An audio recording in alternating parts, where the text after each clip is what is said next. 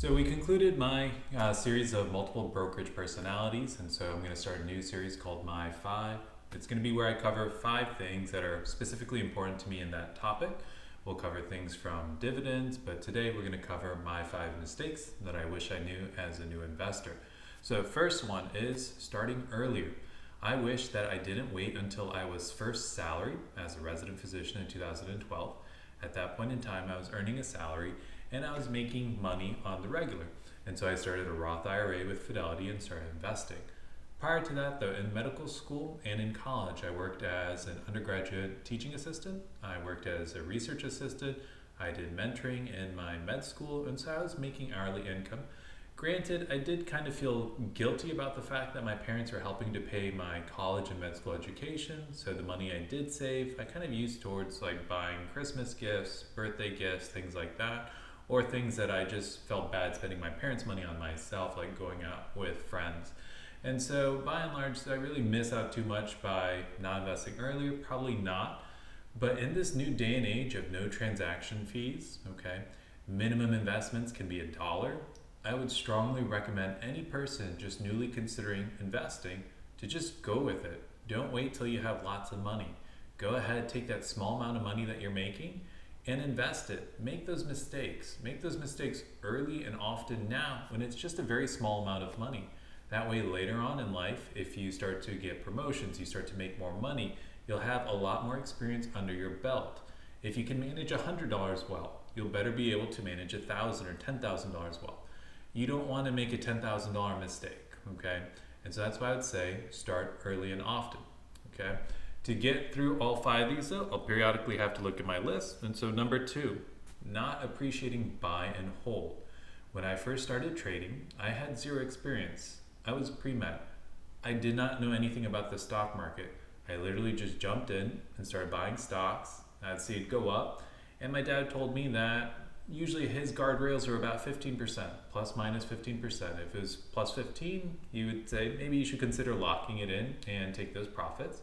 And then minus 15, maybe you should consider selling off. Maybe it was a mistake that you picked it. And those were kind of the loose boundaries that I started trading within. Notice I say trading. I wasn't necessarily investing.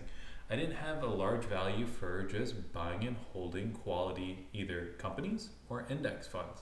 Instead, I would speculate that if I bought this, price movement would go up because of X, Y, or Z that I thought was coming in the news. And I mean, that's probably decent for swing trading, but I was brand new. I didn't know. And so I made some mistakes. But hey, I picked up Tesla at 80 and sold at 120. I picked up Amazon, made some money, but I sold at 350. I really wish I'd valued buying and holding on those. Things would have played out a little different if I had. But that being said, I didn't lose a lot because I was doing it all within a Roth IRA. So a Roth IRA does not have capital gains tax. And so that was very fortunate for me because if I had done this in an individual brokerage account, I would have then had a tax bomb the following year for any gains that I had made. And so that's why I encourage everyone to start a Roth IRA.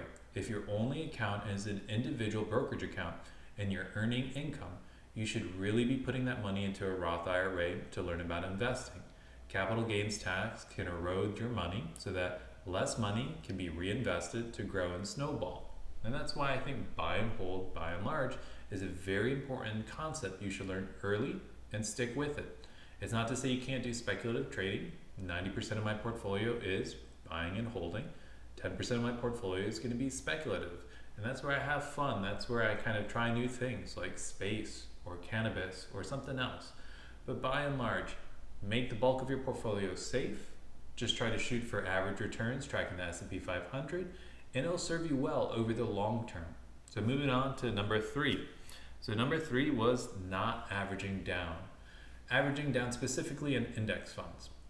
So averaging down is a concept where you buy more or maybe potentially buying the dip, and that new price that you're buying it at is lower than your average share price that you're actually holding. If you're averaging down, this is something that you can hopefully keep bringing your share price down, and then when it goes back up and beyond, you'll be making more money off of it. That's the whole idea behind buying the dip.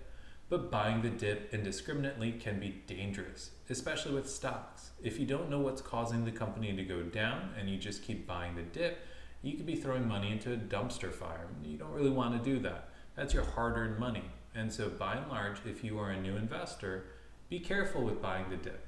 Buying the dip of an index fund like the S&P 500 is perfectly safe. It's safe in the sense that if you're planning on buying and holding for 10 to 15 years, it should be going up in 10 to 15 years. It should have made you money. Because if the US kind of top 500 companies aren't better than they were 10, 15 years ago, we got some serious problems. And those problems are probably more important than your retirement savings account.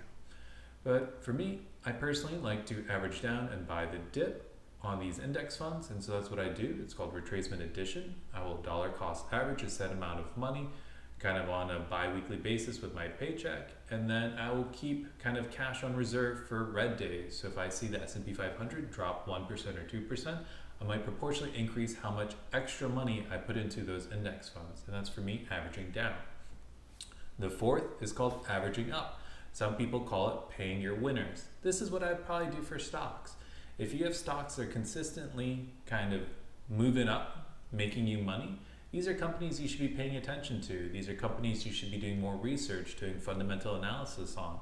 But by and large, I think it's pretty good to get in the habit of potentially averaging up on these. Just because your share price, the average share price is going to go up and your kind of profit per share is going to go down, that doesn't necessarily mean it's a bad thing. If you had profits from your previous position, you still have that same net profit. You're just adding more shares at a higher price, and that's why the average kind of profit per share goes down. But you still made that money. It's not going away. So don't fall into that trap of psyching yourself out. If you have a company that's consistently growing, like Nvidia, and you're just worried about your average share price going up, your net profits per share going down, you're potentially going to miss out on huge momentum that Nvidia has had over the last year. And so that's why I'd say averaging up on stocks that are quality, that you've done your research on, done your fundamental analysis on, that have consistently been making you money, that's probably a good position to have. And so the final fifth one, let me check, is kind of about investing alone. That is one thing that I can't talk about enough. That is why so much time of mine is spent on public right now, is for the simple fact that it is a social network. Investing alone is a big mistake. You have blind spots as a human being. You don't know what you don't know, and by interacting with lots of different people, you get to learn from their mistakes. You don't necessarily have to make them for yourself. That's the whole point of this video. You get to learn from my 5 mistakes pretty quickly. And you don't need to go and fall into the same traps that I did. You don't need to lose your hard-earned money falling for the same things I did. And so that's why I'd say find a close group of friends, whether it's in person or online like public, and just start talking about finances. It doesn't need to be taboo, but you really should be talking about how you guys are growing your money, what strategies are you using, what's worked for you, what hasn't worked for you. These are how you can find new things. For me personally, through conversations, I learned about tax loss harvesting. I learned about the donor advised fund. I've learned about different things on public, from small cap stocks like Astra, Origin. I've learned about different things just from random conversations with lots of different people. That's currently how I'm learning about cryptocurrency right now. And so by and large, do not try to just invest in a vacuum. I'm not saying trust everything that these people are telling you, but trust and then go ahead and verify it for yourself. But those are my 5. Stay tuned for the rest of the series. Hope you like this new venture.